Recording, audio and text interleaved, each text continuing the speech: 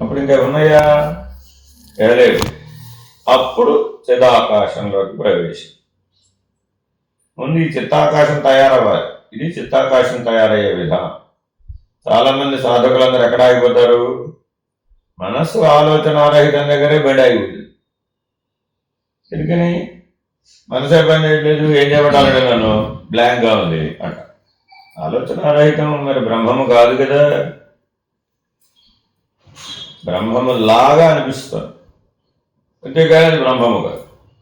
చిన్నపిల్లకి చీర కట్టేస్తాం, అలంకారం, fashion show. ఇప్పుడు అమ్మాయి పెద్దదైనట్టేనా? ఎలా? ఇది అంతే. 8 పిల్లకి స్కూల్లో ఫ్యాషన్ డ్రెస్ అని భరతమాత చీర కట్టేసి చేతిలో జెండా ఇచ్చేసి పంపించేస్తాం. ఇప్పుడు భరతమాత అయిపోయినట్టేనా? కాలేదుగా, ఆ స్థితి లేదుగా. ఓకే, కాసేపు స్టేజ్ షో. అలా ఆలోచనారహితం కూడా అంతే. తగిన ప్రారంభం రాగానే మళ్ళీ ఆలోచన వచ్చేస్తుంది కదా. మరి అప్పుడు చెదిరిపోయింది. శాశ్వతం కాదు. శాశ్వతంగా ఆలోచనారహితం అవ్వాలని ప్రయత్నం చేశాను. అప్పుడేమవుతుంది?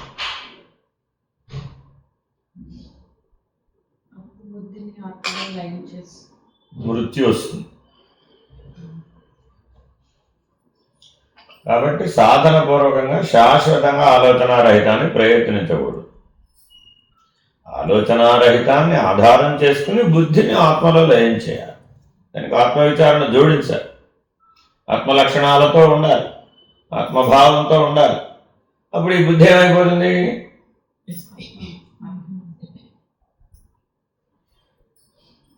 దాని వాస్తవిక స్వరూపం ఆత్మే కదా. కాబట్టి తస్మాత్ బుద్ధేస్తు ఆత్మని అవుతుంది. ఎప్పుడైతే ఆ స్థితికి చేరుకుందో నెక్స్ట్ టార్గెట్ ఎవరు? తనలో ఉన్న వృత్తి శూన్యం. వృత్తిని శూన్యం చేస్తే ఇంకా కదలదుగా. అందులో ఉండేవన్నీ గుణాలు, వాసనలు, సంస్కారాలు నేను చెప్పుకున్నా అవన్నీ అందులో ఉండేవి. అది ఎలా సాధ్యం అంటే సాక్షి సాధన వలనే సాధ్యం. కేవల సాక్షిగా ఉండాలి. ఏ వృత్తి చేత నువ్వు కదల్చబడకూడదు. ఇప్పుడు అలా ఉన్నావు అనుకోండి, అలా ఉండటం చేత మాత్రమే వీలవుతుంది. ఏమైనా చేస్తే కుదరదు. చేస్తే ఏదో ఒక వృత్తి అయిపోతుంది.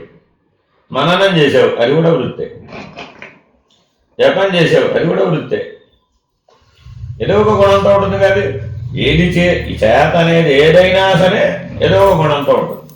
గుణంతో ఉంటే తప్పక వృత్తిగా మారుతుంది. లేకపోతే వీలు కాదు. ఇక్కడే బుద్ధుడికి శంకరులు విభేదించారు. చిత్తవృత్తి శూన్యం కాకుండా బుద్ధిని ఆత్మలో లయం చేసి జీవన్ముక్తిని నిర్వచిస్తున్నాం, బ్రహ్మమును నిర్వచిస్తున్నాం. అది ఎలాగా? అదవదు. ఇంకా 2 అవతలు ఉన్నాయి. చిత్తవృత్తి శూన్యం అవ్వాలి, అహంకారం నాశనం అవ్వాలి. అయితే తప్ప విలువ కాదు అన్నాడు.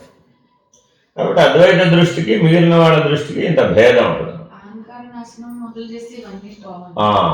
సరాసరి అహంకారాన్ని అసలు ఎలా పట్టుకుంటాం? లక్ష్యం అదే కాదు, అది మరి బహిర్ముఖం కదా. All identities are external, not internal. అహంకారం ఎక్కడ ఉంది? అంతర్ముఖానికి మూలంగా ఉంది, లోపల ఉన్నది, ఎక్కడో లోపల ఉంది. దీనికే మైరావణ్ అని కథ చెప్తారు. మైరావణుడు ఎక్కడ ఉంటాడు? పాతాళ లోకంలో ఒక గుహలో ఉన్నాడు. అక్కడ 5 దీపాలు వెలుగుతున్నాయి. 5 దీపాల చుట్టూ 5 భ్రమరాలు తిరుగుతున్నాయి. దానికి 1,000,000 మంది రాక్షసులు కాపలా ఉన్నారు. మైరావణుడు భూలోకంలో ఉన్నాడు. వీడి ప్రాణాలు వెళ్ళి అక్కడ పెట్టాడు. మైరావణుని సంహరించాలంటే ఏకకాలంలో ఆ 5 భ్రమరాలని చంపగలగాలి, 5 దీపాలను ఆర్పగలగాలి ఏకకాలంలో. అప్పుడే మైరావణుడు చనిపోతాడు. ఈ రామాయణంలో మైరావణుడు చనిపోతాడు. ఈ మైరావణుడు ఎవరెప్పుడు? అహంకారం.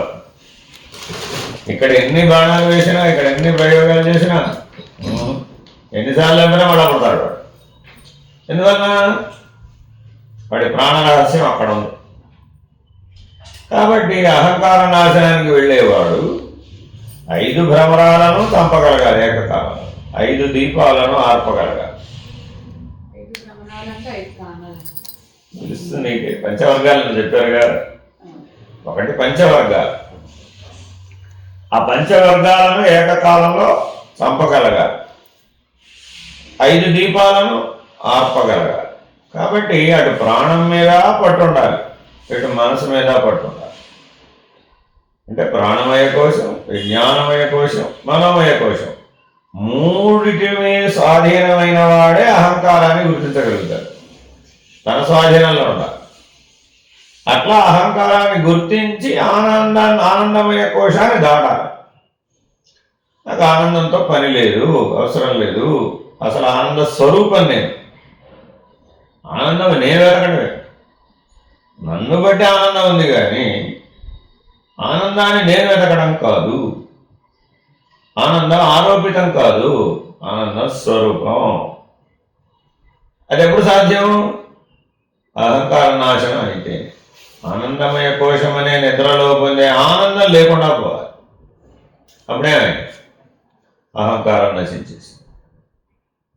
మరి అది అవ్వాలంటే చిత్తవృత్తి శూన్యం అవ్వాలి. ఆ చిత్తవృత్తి శూన్యంలో మేల్కోవాలి. అప్పుడు ఈ అహంకార నాశనానికి తగినటువంటి సత్తా శక్తిని సంపాదించాలి. అప్పుడు పంచప్రాణ స్వరూపమైనటువంటి ఆంజనేయుడు వెళ్ళి ఏకకాలంలో 5 భ్రమరాలను చంపేశాడు. ఏకకాలంలో ఆయన వాయు స్వరూపం కాబట్టి ఝంఝామారుతమైన వాయువును వీస్తే 5 దీపాలు ఆగిపోయాయి ఏకకాలం. అప్పుడు పైన మైరావణుడు చనిపోయాడు. అంటే మానవుడు ఎంత స్థాయి ఉండాలి అంటే ఇలా ఉండాలన్నమాట. అందుకని ఆంజనేయుని మనం ఆరాధించి ఎక్కడ పడితే అక్కడ ఉపయోగపడతాడు ఆయన. అందుకని ఆయన చిరంజీవి. ప్రతి అడుగులో ఉపయోగపడతాడు. ఆలోచన రహిత స్థితి అక్కడ ఉపయోగపడతాడు. బుద్ధిని ఆత్మలో లయం చేయడం అక్కడ ఉపయోగపడతాడు. చిత్తవృత్తి శూన్యం దాసాంజనేయుడు. చిత్తవృత్తి శూన్యానికి శరణాగతి తప్ప వేరే మార్గం లేదు.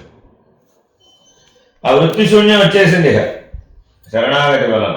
అప్పుడు మేలు కలుపుతాడు. అదే హృదయంలో రాముడు ఉండడం అంటే. నా హృదయంలో రాముడు ఉన్నాడు చూడండి అంటున్నాడు కదా. ఎవరనగలరు? ఈ చిత్తవృత్తి శూన్యం నుంచి మేలుకొని అహంకార నాశనం చేసిన వాడెవడు? వాడి హృదయంలో ఇప్పుడు ఎవరున్నారు? రాముడే. ఆయనగా గురువు. హృదయంలో అప్పుడు గురువు ఉంటాడు. అహంకార నాశనం అవగానే అహంకార నాశన స్థితిలో మేల్కొన్నారు. మేల్కోగానే అప్పుడు మరి మీకు గురువుకి భేదం ఉందా అని అడిగాడు. అప్పుడేమన్నాడు ఆయన? దేహబుద్ధ్యాతు తవ దాసోహం, జీవబుద్ధ్యా త్వదంశక, ఆత్మబుద్ధ్యా త్వమేవాహం. అన్నీ కలిపి బుద్ధికి పెట్టాడు చూడండి. ఇప్పుడు అహంకార నాశనం అయిపోయిన తర్వాత బుద్ధికి పెట్టాడు. అహంకార నాశనం అయిపోయినాక బుద్ధి ఉంటుందా అంటే, బుద్ధి అంటే ఏ బుద్ధి? సమిష్టి ప్రజ్ఞ. కాబట్టి నీ ప్రజ్ఞ దేహంతో కూడి పని చేస్తుంది అనుకో. అప్పుడెవరు? తవదాసోహం, జీవబుద్ధ్యా త్వదంశక. కలిపేసాను. జీవబుద్ధ్యా త్వదంశక. జీవుడు జీవుడు జీవుడు అంటుంది అనుకో ప్రజ్ఞ. అప్పుడు ఆ సర్వవ్యాపకమైనటువంటి ప్రజ్ఞలో అంశము. అదే నీకు నాకు భేదం లేదు. ఎప్పుడు? ఆత్మబుద్ధ్యా త్వమేవా. ఆత్మ పరమాత్మ అయ్యి. ఆత్మ పరమాత్మ అయ్యే సమయంలో చిదాకాశ స్థితి బోధపడు. అప్పటిదాకా తెలియదు. ఎందుకని? బ్రహ్మాండం అంతా చిదాకాశంలో, పిండాండం అంతా చిత్తాకాశంలో. కాబట్టి ఈ ప్రత్యేగాత్మ ఆ పరమాత్మ అభిన్నులు, ఏకము అనే నిర్ణయం పొందేది చిదాకాశ స్థితిలో పొందేది. అప్పుడు ఇక వ్యష్టి లేడు, అంతా ఉన్నది పరమాత్మే. వ్యష్టికి సంబంధించిన వ్యవహారం కూడా పరమాత్మే. ఎస్టికి సంబంధించిన ప్రారంభ వ్యవహారంలో కూడా అప్పుడు వాడు లేడు ఇక. కానీ ప్రారంభం జరుగుతుంది అక్కడ. ఆ జరుగుతూ ఉన్నప్పుడు కూడా పరమాత్మే. అయ్యో ఇలా జరిగిందే అనడానికి వెస్ట్ లేడు అక్కడ. అయ్యో ఇలా జరగలేదే అనడానికి వెస్ట్ లేదు. నా మృత్యు ఎలా వస్తుంది అనుకున్నానే అనేవాళ్ళు లేదు. నా మృత్యు ఎలా వచ్చిందే అనేవాళ్ళు లేదు. అంటే ఆరోపితం లేదు. ఎప్పుడైతే ఆరోపితం లేదో అజ్ఞానం లేదు. ఎప్పుడైతే అజ్ఞానం లేదో అవిద్య లేదు. విద్యాస్వరూపమైన పరమాత్మగా ఉన్నాడు. అవిద్య తొలగింది, విద్య సహజం అయిపోయింది. ఇప్పుడు ఎప్పుడు ఇలా ఉండిపోయాడు. సరిపోయిందా? చాలలేదన్నా మళ్ళా గురువు దగ్గరకు వచ్చి ఏమంటే ఇంకా చాలలేదంటారంటే నేనే పరమాత్మని. నేనే పరమాత్మ కాదనైనా ఆ పరమాత్మయే ఈ నేనుగా ఉంది. ఏమిటాడా? నేనే పరమాత్మ అంటే దివ్యా, ఆ పరమాత్మయే ఈ నేనుగా ఉందంటే అహం లేదు. కాబట్టి నేనే పరమాత్మ అంటున్నావు అంటే దివ్యాహం వచ్చింది బాబు, నీకు జాగ్రత్తగా ఉండాలి. సరాసరి ఏరోప్లేన్లోనే పడిపోతావు. ఇప్పుడు ఇంతకుముందు నేల మీద నడుస్తూ పడ్డావు, ఇప్పుడు డైరెక్ట్ ఏరోప్లేన్లోనే కనబడతావు. దెబ్బలు ఎక్కువ తగ్గుతాయి, తక్కువ తగ్గుతాయి. కాబట్టి ఇప్పుడు జాగ్రత్తగా ఉండాలి. నేను అనరాదు. నేను యొక్క మూలాన్ని విచారించి, ఆ దివ్యాహం యొక్క మూలాన్ని విచారించి, మూలాన్ని గుర్తెరిగే శరీరం ఏదీ లేదు అనే సత్యాన్ని కనుగొను. కనుగొనాలంటే ఎక్కడ కనుగొనమంటారండి? అంతటా నేనే ఉన్నాను, పరమాత్మను కదా అన్నాడు. అంతటా ఉన్నది నీవా? అంతటా ఉన్నది పరమా. పరమాత్మ అన్న శబ్దంలో ఆత్మ అనే నేనుంది, పరమ కూడా ఉంది. ఇప్పుడు పరమ ఆత్మ నువ్వు పరం కదా. పరం అన్న చోట ఆత్మకు స్థానం లేదు కదా. ఇందే నువ్వు రెండింటినీ కలిపి అంటున్నావు. అలా 3 దాటావు కానీ రెండింటిని దాటలేదయ్యా బాబు నువ్వు. కింద సృష్టిలో 3 ఉన్నాయి, పైన సృష్టిలో 2 ఉన్నాయి. సృష్టి ద్విధంబులు. బ్రహ్మాండాలు సృష్టి చేయడం ఒక సృష్టి, పిండాండాలు సృష్టి చేయడం ఒక సృష్టి. ఈ 2 సృష్టి కిందే వస్తాయి. తలుపులు వేసుకురావు, లేకపోతే నీతో పాటు దోమలు వస్తాయి. జాగ్రత్తగా గమనిస్తే అలాగా అనంత విశ్వ సృష్టి దివ్యాహం ఉంటేనే జరుగుతుంది, లేకపోతే జరగదు.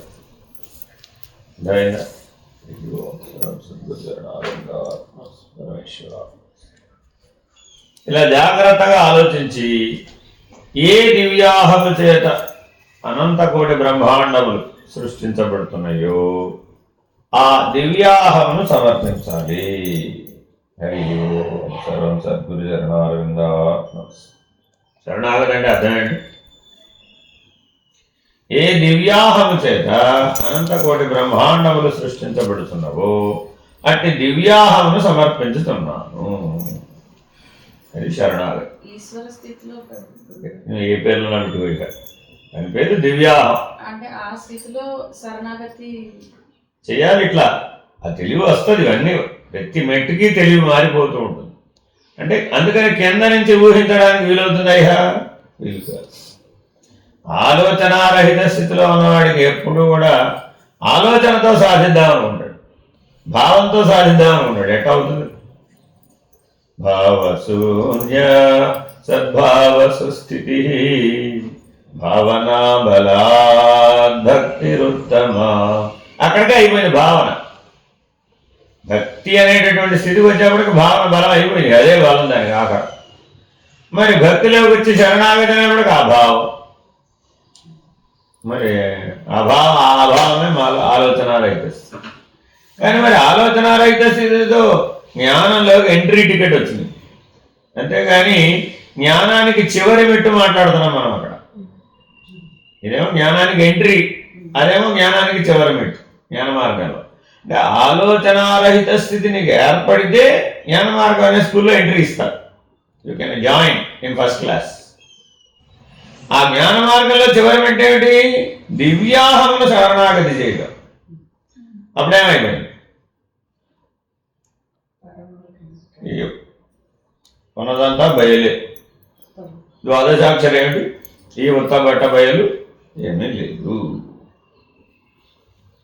స్వామి స్తబ్దత అంటే కూడా ఆలోచన. అంతేనండి, అంతే అంతే. అంతా మనసు వ్యవహారం అంతా అణిగిందనమాట. అణగటం అంటారు దాన్ని. నేను చెప్పారు కదా, ప్రాణమయ కోశం, మనోమయ కోశం, విజ్ఞానమయ కోశం, ఆనందమయ కోశంలో అణిగింది. అణిగడం అంటే పాము తల మీద కాలు పెట్టాం. పాము తల మీద కాలు పెట్టాము, కాలు తీస్తే కాటేస్తుంది. పాము ఉందా లేదా ఇప్పుడు అక్కడ? ఉంది. అయ్యో లేకపోలేదుగా. పాము అంటే ఏమిటి? పాము అంటే ఏమిటి? నేననే అహం. ఆ ప్రాణమయ కోశంలో ఒక నేనుంది, మనోమయ కోశంలో ఒక నేనుంది, విజ్ఞానమయ కోశంలో ఒక నేనుంది. ఆ నేననే అహం పాము. దాన్ని పట్టుకెళ్ళి ఆనందమయ కోశంలో అణిచాం. అప్పుడేమైంది? లేనట్టుగా ఉంది, లేనట్టుగా ఉంది, లేకపోరాదు. కాళ్ళు తీస్తే కాటు వేస్తుంది. మరి కాటు వేయకుండా ఉండాలంటే పామును బట్టి ఆడించగలిగిన నేర్పైన ఉండాలి, లేదా పాము కోరలు తీసివేసి పామును స్వాధీనం చేసుకున్నవాడైనా అయి ఉండాలి, లేదా కాలసర్పమును మెడలో దాల్చి పూలమాలగా తలచగలిగేటటువంటి శివజ్ఞానమైన ఉండాలి, లేదా కాలాతీతుడై ఉండాలి. అప్పుడు కాలకోట విషమైనా కూడా ప్రసాదంగా స్వీకరించగలరు. ఈ నాలుగులో ఇప్పుడు మన దగ్గర ఏముంది? ఈ నాలుగులో ఇప్పుడు మన దగ్గర ఏముంది?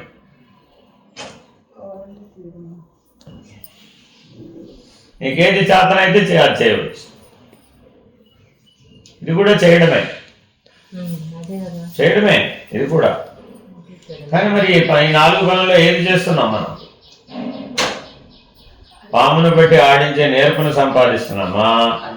కోరలు పీకడం అనే పనిని ప్రయత్నం చేస్తున్నామా? కాల సర్పమును మెడలో దాల్చి పూలమాలగా తలచేటటువంటి ప్రయత్నం చేస్తున్నామా? కాలాతీత స్థితిలో ఉండి కాలకోట విషయాన్ని ప్రసాదంగా సేకరించే స్థితిలో ఉన్నామా?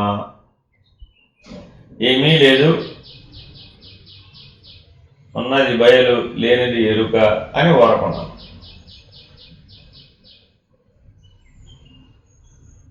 ఈ 5 పరిష్కారాలే. దేనికి? అహం రహిత స్థితి. నేను రహితం అవ్వాలంటే ఈ 5 పరిష్కారాలు చెప్పారు. దీంట్లో ఏదో ట్రై చేయి. ఒకటి చెప్పలేదుగా, 5 చెప్పారు. ఈ 5లో ఏదో ఒకటి ప్రయత్నించు. రామా, అదేగా ఇందాక చెప్పింది. ఆలోచనారహిత స్థితి మనస్సు, బుద్ధి ఆత్మలో లయం, చిత్తానికి వృత్తి శూన్యం, అహంకారం నాశనం, కోకటి వేలతో సహా నశించిపోవాలి. ఏమాత్రం మిగిలినా మరలా ప్రాదుర్భవిస్తుంది. రావి గింజంతా, రావి చెట్టు గింజంత ఉంటుంది అంతే. అది మీ ఏడంతస్తుల మెడలో ఒక రావి చెట్టు గింజని విడిచిపెట్టాం. ఎక్కడ విడిచిపెట్టాం? 7 అంతస్తుల మేడలో ఒక రావి చెట్టు గింజని విడిచిపెట్టాం. మీరు బాగా వెతికి పట్టాలి.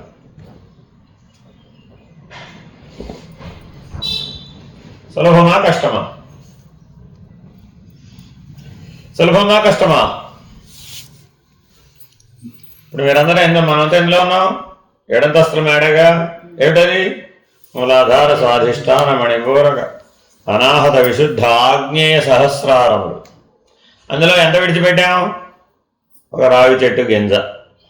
ఇప్పుడు ఈ రావి చెట్టు గింజ ఎక్కడ ఆగిపోతుంది? మూలాధారంలో అవుతుందా, స్వాధిష్టానంలో అవుతుందా, మణిపూరకంలో అవుతుందా, అనాహతంలో అవుతుందా, విశుద్ధంలో అవుతుందా, ఆగ్నేయంలో అవుతుందా, సహస్రారంలో అవుతుందా?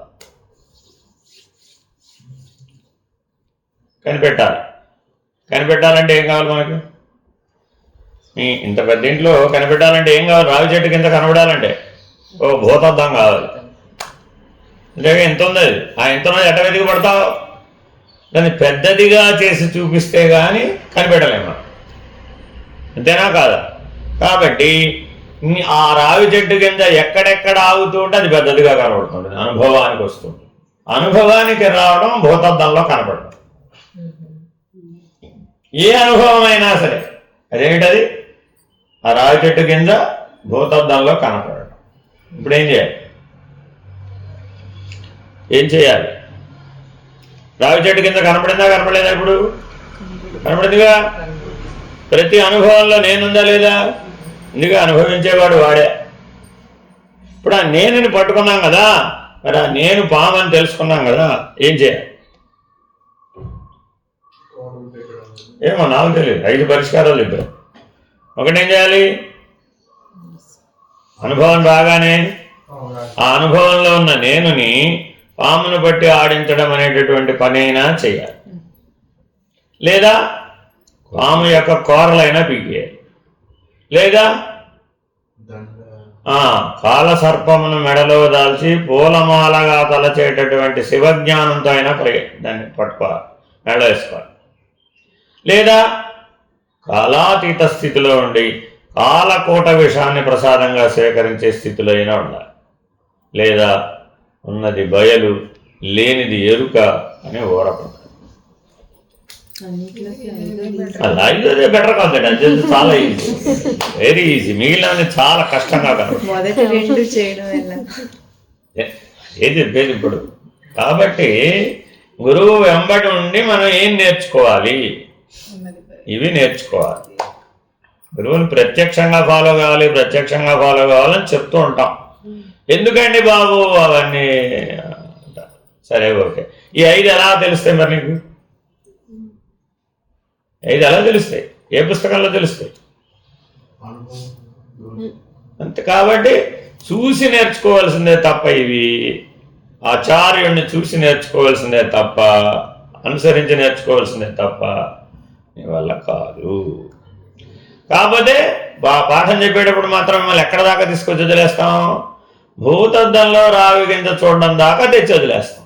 బోధ ఎక్కడ దాకా తీసుకురాగలుగుతుందంటే ఒక రావి గింజని భూతద్దంలో చూడటం ఎలాగో నేర్పుతుంది, అక్కడ దాకా తేవచ్చు. ఇంకా తర్వాత మాటలతో చెప్పడానికి వీలుగద్ది. అర్థమైందండి? జాగ్రత్తగా అలాగా ఈ 5 నేర్చుకోవాలి. ఈ 5 ఉపదేశాలు, వేరే ఇంకేం లేదు. కూర్చోండి, ఎందుకు నిలబడ్డారు? నిలువు చేతను ఎక్కిస్తారా? ఏది ఎక్కడ వాడాలని ముందు అసలు 5 విధానాలు అవి. అంటే మనసు బుద్ధి స్థితిలో అసలు అంతఃకరణం మీద ఉన్నంతసేపు అవేం పనికిరావు. అసలు అంతఃకరణం అన్నామంటే అసలు ఈ 5 పనికిరావు.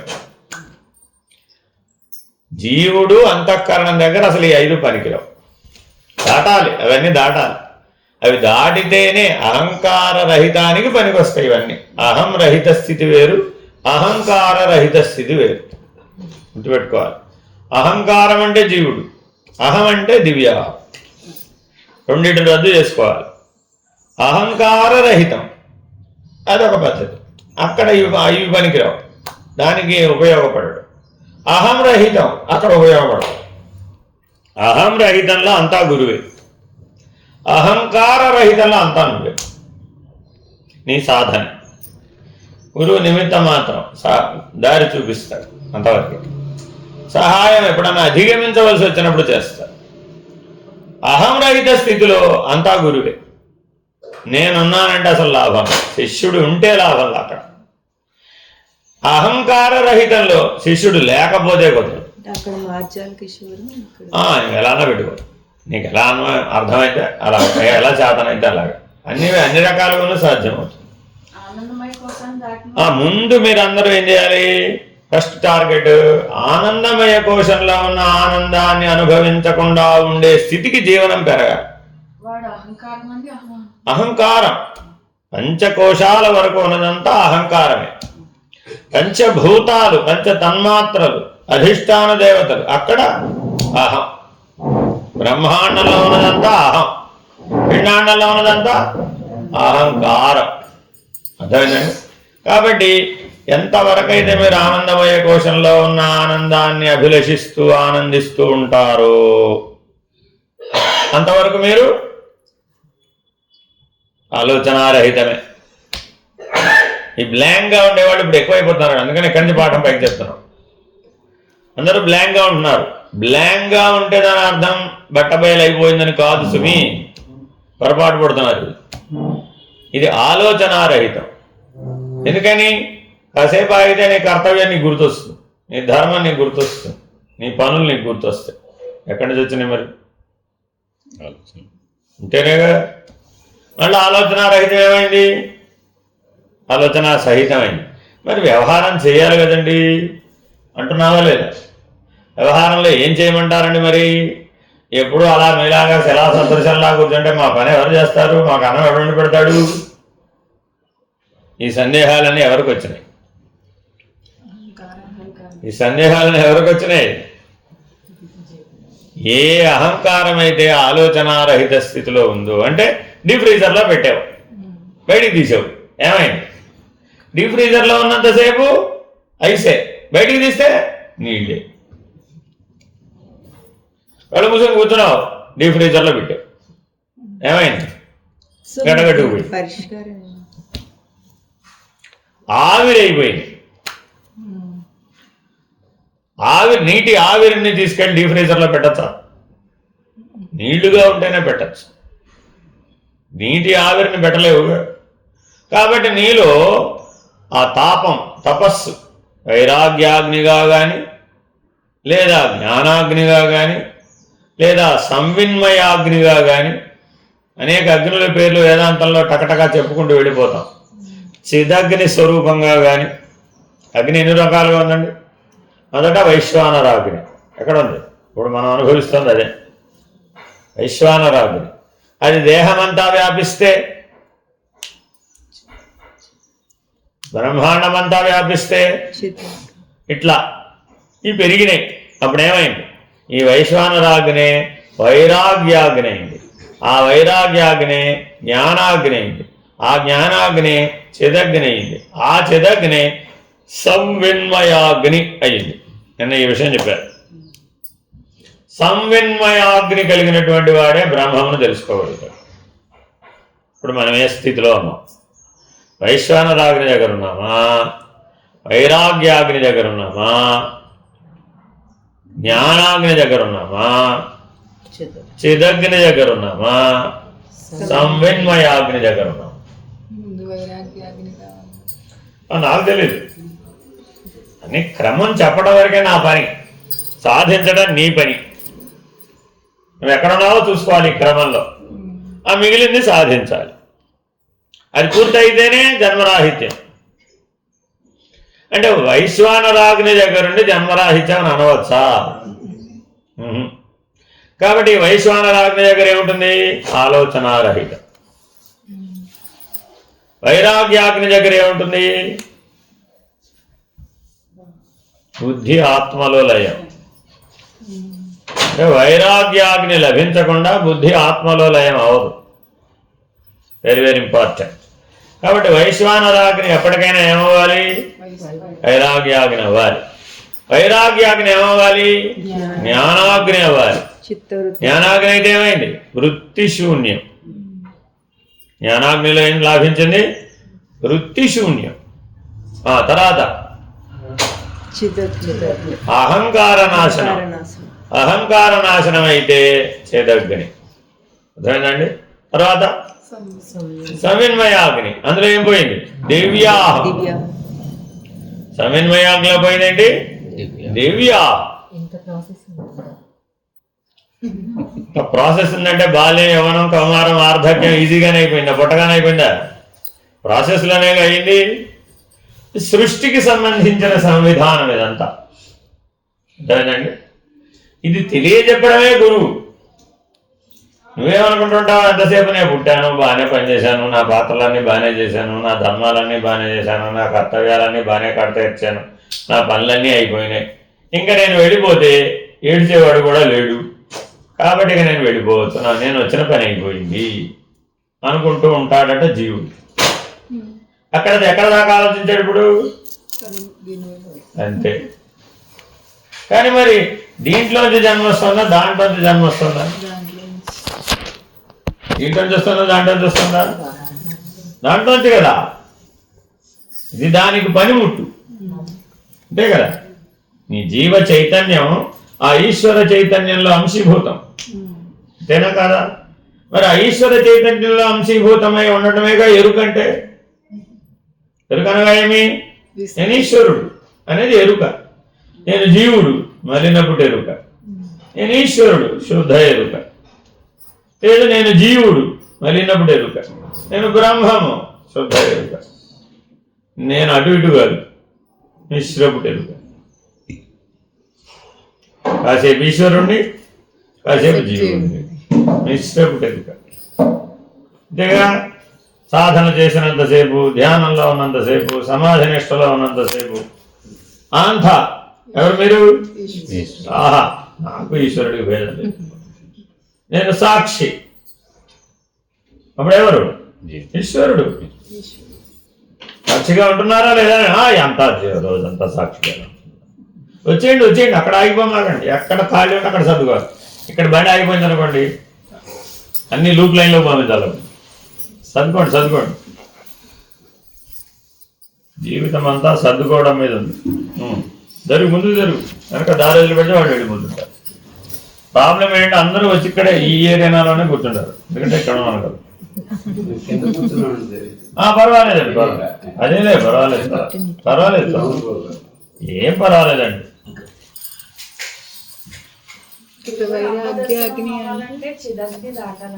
అమ్మవారు ఎక్కడ ఉంటుంది? చిదగ్నికుండ సంభూత దేవకార్య సముద్యత. ఏమిటి దేవకార్యం?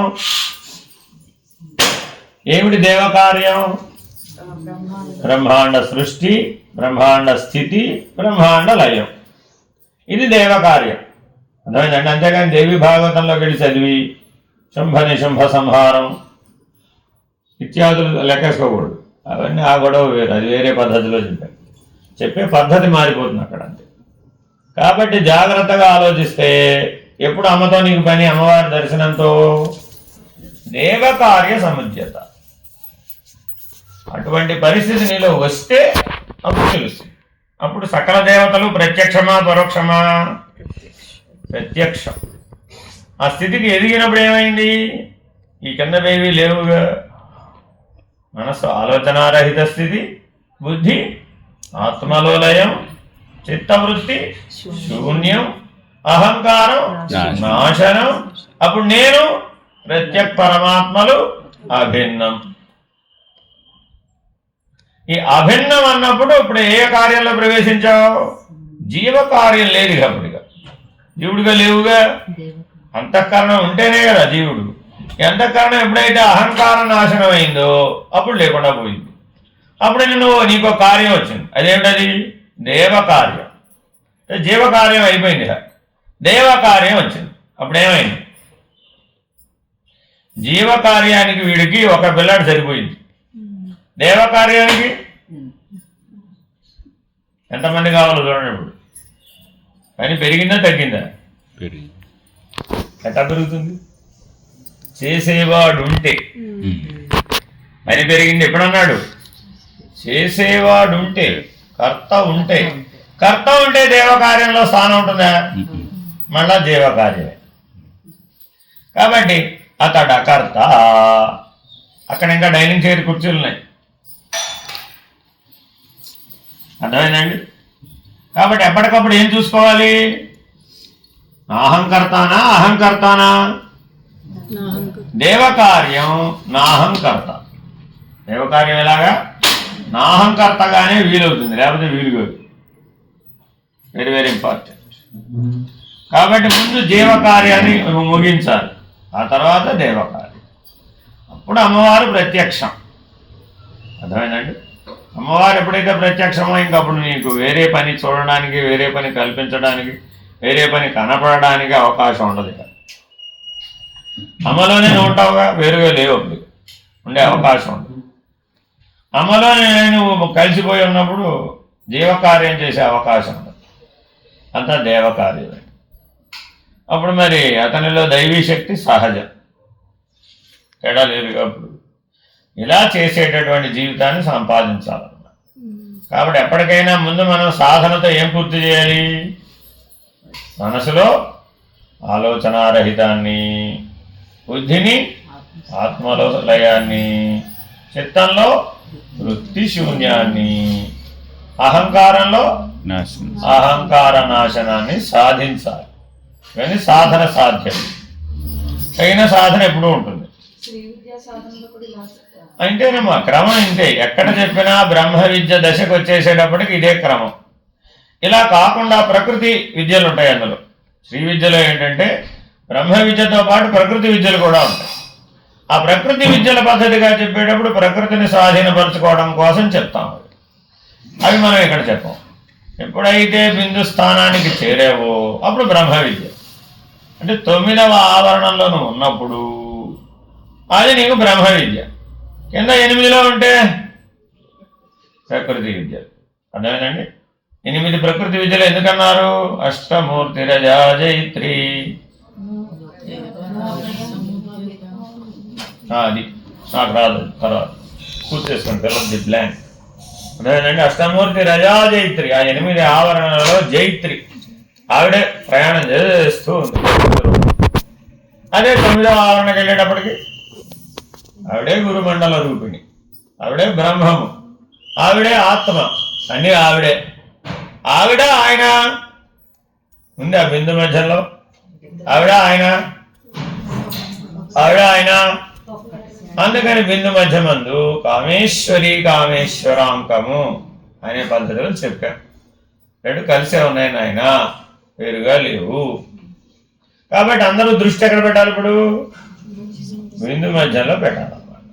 అందుకే హంస మంత్రంలో ఎక్కడ పెట్టమని చెప్తాం?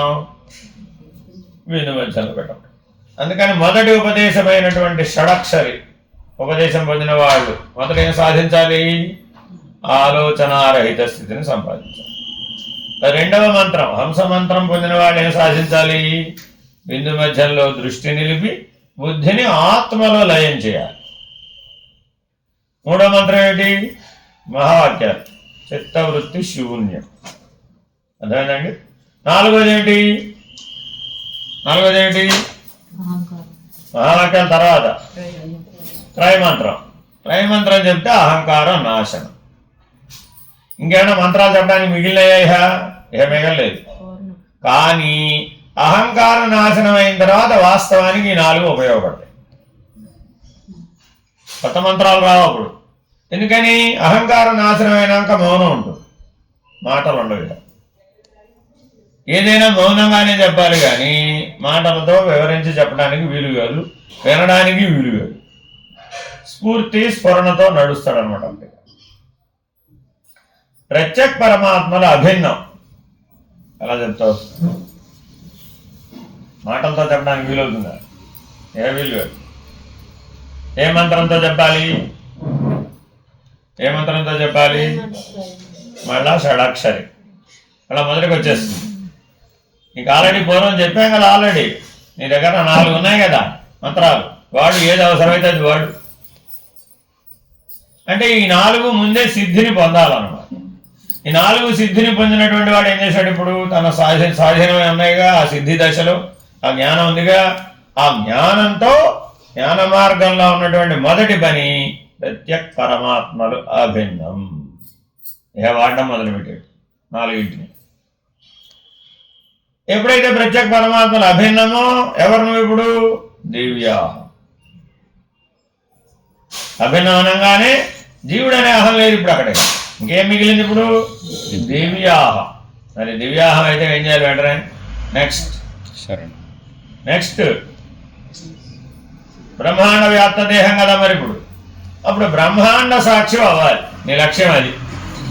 బ్రహ్మాండ సాక్షి అవ్వాలంటే ఏం అధిగమించాలి? బ్రహ్మాండంలో ఏముంటాయి? బ్రహ్మాండంలో ఏముంటాయి?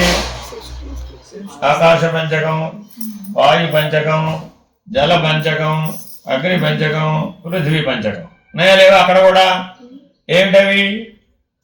పంచ తన్మాత్రలు, పంచబీజాలు, పంచ బ్రహ్మలు, పంచశక్తులు. ఐదవది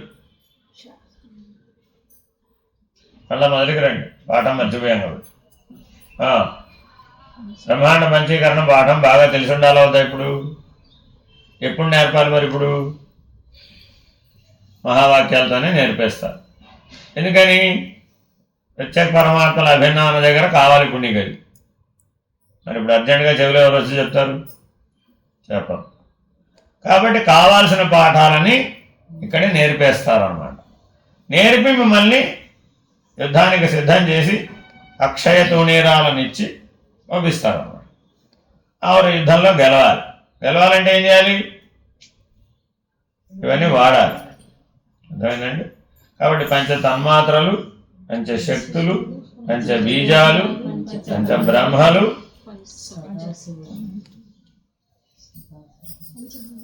పంచబ్రహ్మలు అంటే అర్థం అదేగా, బ్రహ్మ విష్ణు రుద్ర మహేశ్వర సదాశివులు పంచబ్రహ్మలు. పంచశక్తులు ఇచ్ఛాశక్తి, క్రియాశక్తి, జ్ఞానశక్తి, ఆదిశక్తి, పరాశక్తి. పంచబీజములు, పంచబీజములు అం యం లం వం, అదే లమిత్యాది పంచపూజ. ఆ తర్వాత పంచ తన్మాత్రలు, శబ్దస్పర్శ రూపరసగంధాలు. పంచవర్ణాలు, పంచవర్ణాలు ఎరుపు, తెలుపు, నలుపు, నీలము, ఇంద్రనీలము లేదా నీలము, సునీలం. పంచవర్ణాలు అంతే. ఇవి 5 25 బ్రహ్మాండం. ఇక్కడేముంది? దివ్యా. వీటితో పనిచేసేది ఏది? దివ్యా. 5 25 ఇంద్రియాలు. దాంతో పనిచేసేది ఏది? అహంకారం, జీవుడు. అర్థమైందండి? అక్కడెవరు? ఈశ్వరుడు. బ్రహ్మాండం ఈశ్వరుని కళ. బ్రహ్మాండం ఎవరి కళ? పిండాండం ఎవరి కళ? జీవుని కళ. ఇది నరస్వప్నం, అది స్వరస్వప్నం. ఇది జీవుని యొక్క సంకల్పం, అది ఈశ్వరుని యొక్క సంకల్పం. ఇది కర్మచక్రం, అది కాలచక్రం. అర్థమైందండి? పిండము, పిండాండములోని అహము, బ్రహ్మాండము, బ్రహ్మాండములోని అహము. ఈ 4 చేరిక కూడి అఖండంబో ఎరుక గదరా మాయన్న. ఇప్పుడు ఇది అఖండమా ఖండమా? మొదట బయలుదేరినప్పుడు 4 ముక్కలుగా కనబడుతుంది. ఆ చివరికి బ్రహ్మాండ సాక్షిత్వ స్థితికి చేరాడు. అప్పుడు ఎలా కనబడింది? అఖండమో ఎరుక. అట్టి అఖండమో ఎరుకకు మూలము లేదన్నా బయలున. అఖండ ఎరుక నిర్ణయం చెప్పి వదిలేలే. ఏం చెప్పారు అంటే అఖండ ఎరుకకు బయలున మూలము లేదు. త్రయమంత్రం చెప్పాం కాబట్టి అది అక్కడ వాడాలన్నమాట. ఏది కింద అర్థమయ్యేటట్టు చెప్పారు. వీటన్నింటిని ఎక్కడ వాడాలి? ఇప్పుడు అక్కడ వాడాలి. అక్కడ వాడి ఇప్పుడు ఏం చేయాలి? పొలాన్ని గుర్తెరిగే శరీరం ఏది లేదు అని ఊరకుండా ఏ మౌనంలో ఉండాలి?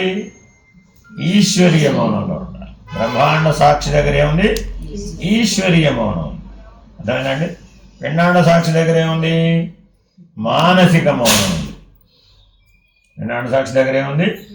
మానసిక మౌనం. బ్రహ్మాండ సాక్షి దగ్గర ఈశ్వరీయ మౌనం. ఇలా జాగ్రత్తగా పరిణామాన్ని పూర్తి చేయాలి. ఈ పరిణామం అంతా ఎవరైతే పూర్తి చేసి బయలు అనే స్థితిలో నిర్ణయమై ఊరకున్నాడో వాడే స్థితిని పొందాడు? జన్మరాహిత్యాన్ని పొందాడు. ఏ కాలంలోనూ మరల బ్రహ్మాండంలో పుట్టవలసిన అగత్యం లేదు. ఏ కర్మతోనూ పిండాండంలో పుట్టవలసిన అగత్యం లేకుండా పోయింది. ఎలా? అసలు ఇప్పుడే పుట్టలేదు. అనాలంటే ఇప్పుడు ఎక్కడ ఉండగలగాలి? మూలాభావమిదం జ్ఞాతం, మూలాభావమిదం జ్ఞాతం. మమ్మ అంటే ఎవరికి వినపడుతుంది? సరిగా చెప్పు. మూలాభావమిదం జ్ఞాతం నా శరీరం నకించన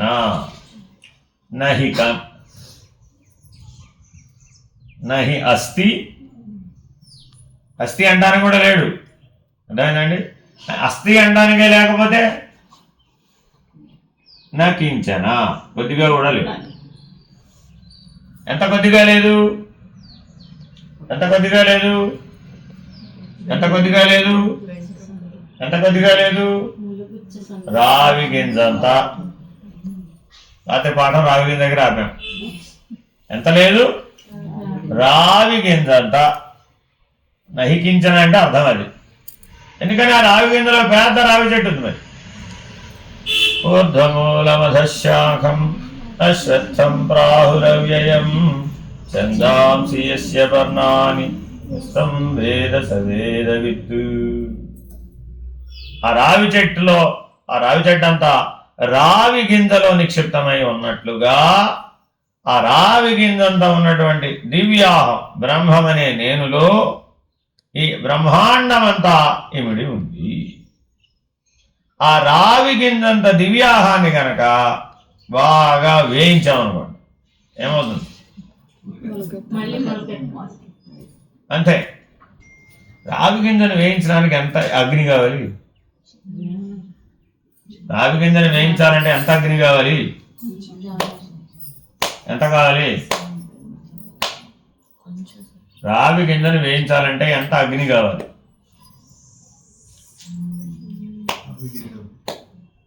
అనంత విశ్వమంత. ఆ రావి గింజ ఏదో సామాన్యం అనుకున్నారు, అది బ్రహ్మం. బ్రహ్మం అనే రావి గింజని వేయించాలంటే అనంత విశ్వము అగ్ని స్వరూపమై ఉండాలి. దాన్ని సంవిన్మయాగ్ని అంటారు. బ్రహ్మాండం వరకే ఉంటాయి. ఇంకా తగ్గితే, ఇంకా తగ్గితే, ఇంకా తగ్గితే. ఇప్పుడు ఎక్కడ ఉన్నాం? ఎప్పుడు ఇడ్లీ పెడతారా బాబు? ఇవాళైనా ఇడ్లీ పెడుతుందో లేదు. ఎక్కడున్నాం ఇప్పుడు? వైశ్వానరాగ్ని. ఆ తర్వాత మనకు భ్రాంతి కదా. ఎప్పుడైతే ఇట్లా తగ్గిపోతూ వచ్చామో ఏమైంది? భ్రాంతి పెరిగిందా తగ్గిందా? భ్రాంతి పోవాలంటే ఏం చేయాలి? ఇప్పుడు వైశ్వానరాగ్ని నుంచి వైరాగ్యాగ్ని, వైరాగ్యాగ్ని నుంచి జ్ఞానాగ్ని, జ్ఞానాగ్ని నుంచి చిదగ్ని, చిదగ్ని నుంచి సంవిన్మయాగ్ని. దీనిని అగ్ని ఉపాసన అంటారు. మనందరం ఆర్యులమా ద్రవిడులమా? బా దిగొచ్చారంటే పైనుంచి. ఆర్యులు అనగా ఎవరంటే దిగి వచ్చువారు, ముక్త జీవులు. అంతేగాని ఆర్యావర్తం అక్కడెక్కడ ఉంది, అక్కడి నుంచి అక్కడికి తిరిగి రాలే. అది దేశకాల విభజనతో చెప్పింది కాదు. ఆర్యులు అనగా ఎవరు? దిగి వచ్చువారు. ఎక్కడున్నారు వాళ్ళు? ముక్త జీవులు. ఒక కార్యం, దేవ కార్యం కొరకు దిగి వచ్చారు వాళ్ళు. నాకు చెప్పా కార్యం, రెండు కార్యాలు. ఒకటేంటి? దేవ కార్యం. రెండోది ఏంటి? జీవ కార్యం. ఇప్పుడు మనమే స్థాయిలో ప్రయాణం మొదలు పెట్టాం. అదేంటండి, ఆ పటాలన్నీ పెట్టాము. అక్కడ వాళ్ళందరూ ఏ కార్యంతో వచ్చారు? దేవ కార్యం. ముక్త జీవులు వాళ్ళు మనకి దారి చూపించారు. అదేనండి, జాగ్రత్తగా అగ్ని ఉపాసన ద్వారా. ఆర్యులంటే అగ్నిని ఉపాసించే వారెవరు? అర్యమ. అగ్నికి ఒక పేరుంది. ఏమిటది? అర్యముడు. ఎవరి పేరండి అర్యముడు? మట్టి బుర్ర స్ఫురించదు. సూర్యుడు. సూర్యుని యొక్క ద్వాదశ నామాలలో అర్యముడు అనే ఒక పేరు. ఆయనలో ఉన్న అగ్ని స్వరూపం అర్యముడు. ఆ అర్యముడే ఈ ఆర్యుడు. ఆ సూర్యునిలో మండేదే చిదగ్ని స్వరూపం. అర్థమైందండి? ఆ చిదగ్నియే నీవు ఆరాధించేటటువంటి హోమాగ్ని. ఆర్యులందరూ హోమం చేయకుండా ఏ పని చేయరు. అర్థమైందండి? ఏ పని చేయాలన్నా ముందు హోమం చేయాలి. హోమంతోనే ప్రారంభం. ఎందుకని? అగ్నిని ఉపాసన చేసేవాడే ఆర్యుడు. ఎందుకని? ఆర్యముడు. అతనికి ఈ మార్గం బాగా తెలుసు. అగ్నిని ఉపాసించే విధానం ఎలాగని? వైశ్వానరాగ్ని, వైరాగ్యాగ్ని, జ్ఞానాగ్ని, చిదగ్ని, సంవిన్మయాగ్ని. అర్థమైందండి? ఆఖరిది కాలాగ్ని. ఆఖరిది ఏంటండి? కాలాగ్ని. ఆ కాలాగ్ని స్థితికి చేరుకున్నవాడెవడు? వాడు బయలు స్థితికి తప్పక చేరతాడు. ఈ 5 కూడా ఒకే కాలాగ్నిలో అంశీభూతం. 5 స్థాయిల్లో. అర్థమైందండి? పరమ సదాశివుడు ఎన్ని స్థితిలో ఉన్నాడు? ఈశ్వరుడు బ్రహ్మ, విష్ణు, రుద్ర, మహేశ్వర, సదాశివుడు. దాని అవతల పరశివం. అర్థమైందండి? ఎప్పుడు ఆ రోజు ఉంటుంది. అందుకని రచనలో ఏం చెప్తుంటాం? షట్కోశరహితం, పంచకోశ వ్యతిరిక్త చాలు. ఎక్కడికి రావాలి? షట్కోశ రహిత. అక్కడ అతీతం అంటాం కుదరదు. అర్థమైందండి? అలా అవ్వాలి అంటే మనం ఏమవ్వాలి? ఎలా వెళ్ళాలి? ఇప్పుడు ఈ క్రమంలో వెళ్ళాలన్నమాట. వెళితే అప్పుడు అగ్ని ఉపాసన చేసిన వాడు అవుతావు. కాబట్టి బ్రహ్మాండంలో ఉన్నటువంటి పంచ తన్మాత్రలు, పంచ బీజాలు, పంచ శక్తులు, పంచ బ్రహ్మలు, పంచ వర్ణాలు, ఈ 5×5 కర్తలామలకంగా తెలిసిన వాడెవడో వాడే జ్ఞానాగ్నిని పొందుతాడు. వాడే చిదగ్ని స్వరూపం అవుతాడు. జ్ఞానాగ్నినేమో సాధనతో సంపాదించాలి, చిదగ్నేమో అవుతాడు, సహజత్వంతో అవుతాడు. ఎవరైతే చిదగ్ని స్వరూపం అవుతాడో అతడు సంవిన్మయాగ్నిని పొందుతాడు. ప్రాప్తి కలగాలి, దాని ప్రాప్తిని కనవలే. అది సంవిన్మయాగ్ని. ప్రాప్తితో కలగవలసినే కానీ మరే రకంగానే వీలు కాదు. అర్థమేనండి? అప్పుడు కాలమే ఈశ్వరుడుగా వచ్చి కాలాగ్ని స్వరూపాన్ని తెలియచేసి కాలాతీత స్థితిని ప్రాప్తింపజేస్తాడు. ఒక్కసారి కనుక బయలు యందు నిలబడి కాలాతీతుడు అయితే ఇక ఏ కాలధర్మము అతనికి వర్తించదు. కాలధర్మమే వర్తించకపోతే లేదు. ఇప్పుడు రావి గింజని వెతికే పని అతనికి ఉందా లేదా? ఇంత చేసి మనం 100 ఏళ్లలో ఏం చేస్తున్నామంట? రావి గింజని వెతుకుతున్నాం అంతే. ప్రతి వాళ్ళు తన జీవితం గురించి ఎన్నో చెప్తాడా లేదా? చెప్తాడా? అదంతా ఏంటి? రావి గింజని వెతకడం. మీ 7 అంతస్తుల మేడలో రావి గింజని కోల్పోయాం. రావి గింజ ఎంత ఉంటుంది? అంతే. ఎక్కడ మర్చిపోయాం దాన్ని? ఇప్పుడు 7 అంతస్తుల మేడలో పడిపోయింది. ఇప్పుడు అది 7 అంతస్తుల మేడలో రావి గింజని వెతకడం సులభమా కష్టమా? కష్టం. ఎందుకని? 7 అంతస్తుల మేడ ఎన్ని వస్తు సముదాయములో సోఫాలు, మంచాలు, కొంచాలు, ఇంకా లోకంబులు, లోకేశులు, లోకస్తులు, తెగిన తుది. ఎక్కడ తెగిపోయింది? ఇప్పుడు 7 అంతస్తుల మేడ చివరి తెగింది. మధ్యలో తెగడానికి వీల్లేదు. మధ్యలో తెగితే ప్లీజ్ ట్రై అగైన్. మధ్యలో తెగితే ఏం చేయాలి? Please try again. ఇప్పుడు ఏం పోయింది? ఇలా ప్రయత్నం చేయి. 7 అంతస్తుల మేడ చివర తెగిన తుది అలోకంబగు పెంచీకటి. అక్కడ ఉందట అది. సహస్రారానికి శింశుమారక చక్రానికి మధ్యలో ఉంది అది. అలోకంబగు పెంచీకటిక అవ్వల దాటాలి. ఏకాకృతిని వెలిగడి వాడెవడో వాడే ఆత్మభవనీశ్వరునే శరణంబు వేడ. అక్కడ ఉన్నట్టు ఈశ్వరుడు. ఇప్పుడు మనం ఎక్కడున్నాడు అనుకుంటున్నాం? ఇప్పుడు మనం ఎక్కడున్నాడు అనుకుంటున్నాం?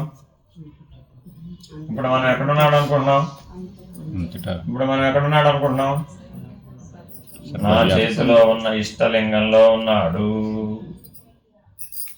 ఇది కూడా ఒక ఆరాధన. ఇష్టలింగారాధన అంటారు వీరశైవం. అదేనండి? చేతిలో శివలింగం ఉంటుంది, అలా చూస్తాడు. ఆ ఇష్టలింగమే నేను. అదేనా? కరెక్టేనా కాదు? కరెక్టేనా కాదు? కరెక్టేనా కాదా? కరెక్టేనా కాదా? కరెక్టేనా కాదా? ఏమో నీ అనుభవం ఎక్కడుంది? నీ జ్ఞానం ఏ స్థితిలో ఉన్నది అన్నదాన్ని బట్టి. అర్థమైందండి? కాబట్టి ఇంత తత్వరహస్యం నీకు కరతలామలకంగా బోధపడి ఉండాలి. అందుకు బోధ చేయటం. ఎందుకండి ఈ చివరి ఆ చివరి దాకా చెప్పడం? ఒక క్లాస్ చెప్పొచ్చు కదా మాకు. ఇప్పుడు ఏం చేయాలో చెప్పండి అంటే అప్పుడు ఎక్కడదో సగం చెప్తా వీళ్ళు. ఇప్పుడేం చేయమంటావు? అంతేనా కదా? ఇప్పుడేం చేయమంటామన్న వాళ్ళందరూ ఎవరు? ఎవరు ఎవరు ఎవరు ఎవరు ఎవరు 5 ఏళ్ల పిల్లలు, 1వ క్లాస్. ఇప్పుడేం చేయమంటావు? కరెక్ట్. ఎవరికి కరెక్ట్? 1వ క్లాస్, 5 ఏళ్ళు. నీ వయసు ఎంత అనేది అక్కడ ప్రామాణికత. నీ వికాసానికి కూడా మెచ్యూరిటీ. వాట్ ఈస్ వికాసం? మెచ్యూరిటీ. ఆ మెచ్యూరిటీతో వచ్చేది ఏంటి? వివేకం. అర్థమైందండి? అందుకే ఎవరైనా నా వయసు అడిగితే 999 అంటుంటారు. And 999. If you want add any number of 9s you can add. ఎందుకని? పూర్ణమద పూర్ణమిదం పూర్ణాత్ పూర్ణముదచ్యతే పూర్ణస్య పూర్ణమాదాయ పూర్ణమేవావశిష్యతే. ఒక్క ఓటేస్తే చాలు 99కి ఏమైపోతుంది? పూర్ణం. ఆ ఒక్క ఓటు ఎవరు? ఎవరు? నేను. ఆ ఒక్క ఓటు 99 కలిపితే ఎంత? 100. కాబట్టి ఆ ఒక్క ఓటు గురువు. ఆ ఒక్క ఓటు ఎవరండి? ఆయన కలుపుకో ప్రతి చోట. ఆ ఒక్క ఓటు ఈశ్వరుడు. ఆయన కలుపుకో ప్రతి చోట. ఆ ఒక్క ఓటు నేనేనండి బాబు, వాడిని కలుపుకో. ఏమైనప్పుడు? పూర్ణమేగా. మనం ఏం చేస్తున్నాం ఇప్పుడు? నువ్వు తప్ప. ఏమన్నావు? నువ్వు తప్ప అంటే ఎప్పుడు 99. అది ఎప్పటికీ 100 అవ్వదు. అవ్వాలంటే ఏం చేయాలి? వాడిని కలుపుకో. తెనాలి రామలింగడు ఒక సమస్యను పరిష్కరించాడు కృష్ణదేవరాయల కొలువులు. అలా ఆయనకి సముచిత స్థానం లభించింది. 3 అన్నదమ్ములు వచ్చారు. వాళ్ళ తండ్రి 17 ఏనుగులు ఇచ్చాడు. సమంగా పంచుకోండి ఆయన అన్నాడు. ఎలా పంచుకోవాలి? కథాంతరం సినిమా చూసినా తెలుస్తుంది, చరిత్ర చదివినా తెలుస్తుంది. రాజుగారి పట్టపుటి ఏనుగుని కలుపుకున్నాడు పంచడానికి. అప్పుడేమైంది? సులభం అయిపోయింది. చివరికి రాజుగారి ఏనుగుని రాజుగారికి ఇచ్చేసాం. వీళ్ళకి 3కి సమంగా పనిచేసాం. రాజుగారి ఏనుగుని రాజుగారికి ఇచ్చేసాం. ఏనుగుని చంపకుండా పంచాడా లేదా? మిగిలిన వాళ్ళందరూ ఏం చేశారు? ఏమైనా సరే ఏనుగుని 2 ముక్కలు చేయాల్సిందేనన్నా. వివేకమా అవివేకమా? అవివేకం. ఏనుగుని చంపడమే. అర్థం లేదండి. మనం కూడా ఏమనుకున్నాం? అవివేకంతో ఆహాన్ని చంపాలి, ఆహాన్ని చంపాలి, ఆహాన్ని చంపాలి. ఆహా ఏనుగు ఎడ చంపుతావు? అది కుదరదు. ఏం చేయాలి? ఒకటి కలుపుకోవాలి. ఒకటి కలుపుకుంటే ఇది ప్రభావ శూన్యం. ఆ ఒకడెవడు? ఈశ్వరుడో గురువో పరమాత్మో నేను, ఏ పేరన్నా పెట్టుకో. దాన్ని కలుపుకున్నాం. అప్పుడేమైంది? Very easy. నువ్వు తప్ప అన్నాం. మా జీవితంలో ఈశ్వరుడు తప్ప, మిగిలిందంతా ఏమిటప్పుడు? All problems. ఈశ్వరుడు కలుపుకున్నాం. అప్పుడు అంతా పరిష్కారం. అసలు ప్రాబ్లమే లేదు. ఇంకేం చేసాం? లేదంటే ఇంకా కొంచెం ఎదిగాం, లోపల సమస్యలు పెరిగిపోయినాయి. అప్పుడేం చేయాలి? ఇంకోటి కలుపుకోవాలి, ఆత్మ. దాన్ని కలుపుకుంటే లోపల సమస్యలు పరిష్కారం. అర్థమైందండి? బ్రహ్మాండంలో సమస్యలు వచ్చినాయి, అక్కడ కలుపుకోవాలి పరమాత్మ. ఆ పరమాత్మ నేను కలుపుకున్నాం. ఇక్కడ ఈశ్వరుడు అనే నేను కలుపుకున్నాం. ఆ తర్వాత ఆత్మ అనే నేను కలుపుకున్నాం. ఆ తర్వాత పరమాత్మ నేననే నేను కలుపుకున్నాం. ఏమైపోయింది? మిగిలింది అసలు మేము పరిష్కరించగల, అదే పరిష్కరిస్తుంది అంతే. కాబట్టి భౌతిక ప్రపంచంలో ఒక్కటే మాట చెప్పమన్నారు భగవాన్ బాబా వారు. ఎవరు నీతో ఏం మాట్లాడినా సరే దేవుడు ఉన్నారు. ఏం చెప్పమన్నారు? ఏమన్నా చెయ్యి అసలు పట్టుకోలేకపోతున్నానండి, చేతులు నొప్పిగా ఉన్నాయి, అసలు చెంచా కూడా పట్టుకోలేకపోతున్నాను. దేవుడు ఉన్నాడు.